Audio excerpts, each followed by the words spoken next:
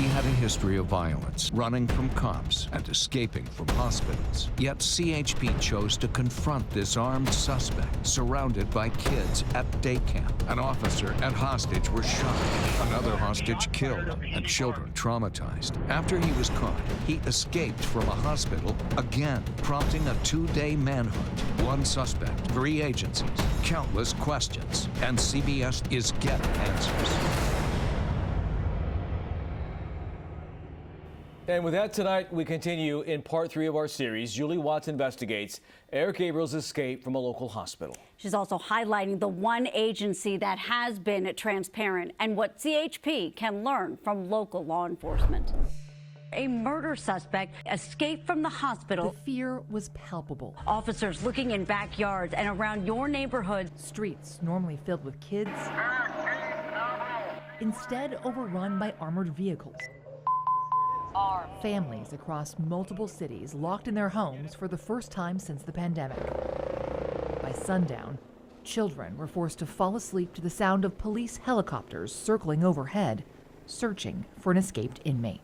Shots fired at Haney Park. 3 months earlier, almost to the day, Eric Abril was arrested following a deadly shootout with police at a public park surrounded by kids at spring break day camp. You see cops chasing after a criminal. Abril was reportedly wearing body armor when he allegedly shot an officer and took an elderly couple hostage. He's going to shoot the hostage. Police say he used Patty McGeegan as a human shield.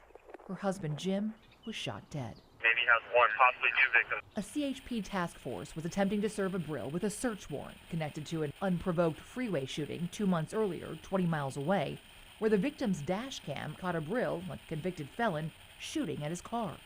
But Abril had a long history of prior felony convictions, resisting arrest, and attempted escapes, including an escape from a hospital after an arrest in 2014. Possibly escaped inmate from the hospital.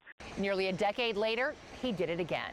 According to an independent investigation following Abril's escape, he was brought here to Sutter Roseville after possible seizures while in jail. Roughly 2 days after he arrived, just before 3 a.m., Abril managed to slip his only cuff off his right hand before escaping out of his room and down a staircase, while the only deputy assigned to guard him was in the bathroom. As you can see, the hospital is surrounded by a green belt filled with creeks and ravines where Abril has been known to hide. Looks like he was last seen hitting the green belt just west of labor and delivery. Roughly 40 minutes later, he was seen on a ring camera from a house along that green belt about a mile and a half away. But it would be 33 hours before he was finally captured nearby. The manhunt re-traumatizing families still processing the controversial CHP Park shootout and prompting a chorus of questions. How is it possible that this man was allowed to escape? How do we prevent this from happening again? And who may be held responsible? This is a high-risk escape for sure. Criminal justice research scientist Bryce Peterson explains escapes happen more often than most people realize. In fact, a recent CBS News analysis of data from 26 states revealed more than 1,100 documented escapes from law enforcement over just the past 5 years. But Peterson says many escapes aren't reported, and most don't end in violence. Though in Abril's case, He's already demonstrated a proclivity towards violence, and those individuals are often more likely to use violence to facilitate their escape and to remain out of custody. he says escapes during transport are the most likely to be violent, which is why it's common practice to assign at least 2 deputies to any inmate outside the jail or prison. This is definitely atypical and, again, increases the likelihood of an escape occurring. Peterson was surprised to hear Abril only had 1 deputy assigned to guard him in a public hospital.